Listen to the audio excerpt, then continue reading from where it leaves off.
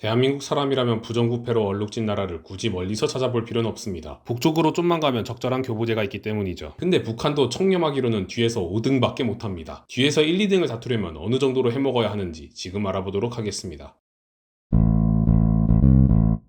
보통 부패한 정치인들이 세금을 어떻게 빼돌릴까요? 먼저 명분이 그럴듯한 정책을 만듭니다. 세금을 동원할 수 있게 말이죠. 정책을 실행하는 과정에서 이 핑계 저 핑계로 세금을 야금야금 떼어갑니다. 최종적으로 당초 동원한 세금의 일부분밖에 남지 않게 되죠. 그러나 어찌됐든 국민들에게 실질적으로 돌아가는 부분을 조금이라도 남기긴 해야 합니다. 후에 추궁받아도 변명거리라도 만들 수 있기 때문이죠. 근데 남수단에서는 하나로 약 5조에 이르는 돈을 쓰고도 국민들에게 전혀 돌아간 것이 없었습니다. 때는 2008년 남수단 행정부는 대기근과 수단과의 내전으로 인해 고통받는 국민들을 위한다는 명분으로 식량을 비축한다는 결의안을 통과시켰습니다. 하지만 36억 달러를 썼지만 5년 동안 건설한 식량 창고는커녕 비축된 식량도 전혀 없었다고 합니다. 지출 실행 과정도 문제였습니다. 행정부에서 내놓은 지출 계획이 입법부에서 검증하는 절차를 거치지도 않았고 사법부에서의 처벌도 이루어지지 않았죠. 상권 분립이 제대로 작동하지 않은 겁니다. 또 다른 사례도 있습니다. 우리나라에서는 2차선 포장도로를 1km 까는데 1억 2천만 원 가량 든다고 합니다. 남수단에서는 얼마가 들었을까요? 킬로미터당 2,200억 원이 들었습니다.